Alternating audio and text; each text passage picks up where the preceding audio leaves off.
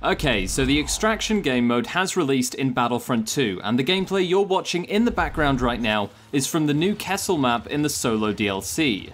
Now to be clear, Extraction is not a new game mode. It was originally released back in Battlefront 2015 as part of the Outer Rim DLC.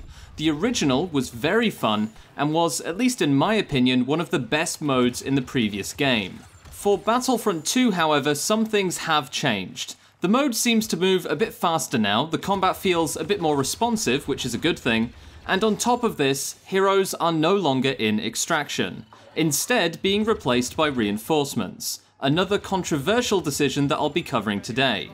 Now, whilst the removal of heroes hasn't really gone down very well with some players, by no means all of the players or a majority, but I do know that some people aren't very happy, overall, Extraction in Battlefront 2 is still very good.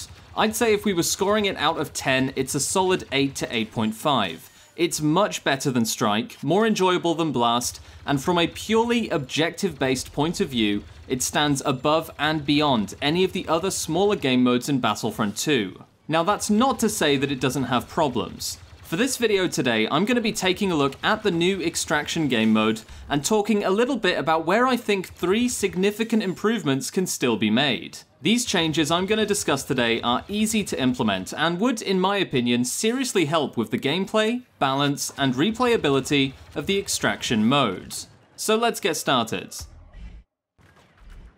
Now, I mentioned heroes and villains at the start of this video, and that there were some disagreements within the community on how Extraction handles heroes, in the sense that it just doesn't, and why perhaps that needs to change. So Extraction in Battlefront 2015 had heroes available. It tended to be very well balanced because only a single hero was available at each stage, which meant that the teams got that boost that they needed, the extra damage, the tank, and the support from the hero, but it wasn't just any old hero that could drop in. Restricting it like that was a very good move by DICE back with the old Extraction game mode. Now with the new version of Extraction, heroes are not enabled. I think there are maybe 2 reasons they removed heroes from Extraction.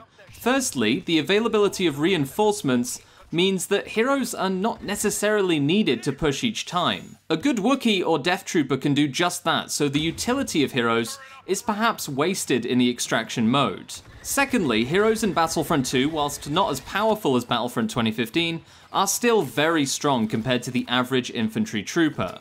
Mix that in with the health regen that heroes now get, and you could very easily hold on to heroes throughout the entirety of the mode, going from stage to stage and being able to stack heroes at the end, which would definitely be abused. Now these would both be perfectly valid reasons to restrict heroes. That's not necessarily the reason they did, it's just an assumption on my part as to why we don't see heroes in the new version of Extraction. Now regardless of the 2 points I just put forward, I'd still like to see heroes return.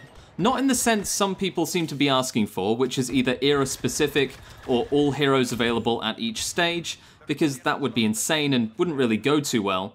What I'd prefer to see is maybe 1 hero for each team, only available on either the final stage or a specific stage where balance issues with map design tend to prevent the team from progressing. So a good example of this would be the Rebels at the start of Kessel. It's very easy to get staggered and for the Imperials to camp the spawn and pretty much end the game there and then. If they introduced a hero for the Rebels, maybe someone like Leia or Luke, it would go a long way to helping the Rebels push out and get past that really tricky first stage. Now, we don't necessarily need heroes at every stage, but it would be helpful to have a single hero available for particularly difficult stages for the attackers and for the defenders for that matter. Again, this is something that we'll discover over time as the Extraction mode is played more often and balancing issues become more evident.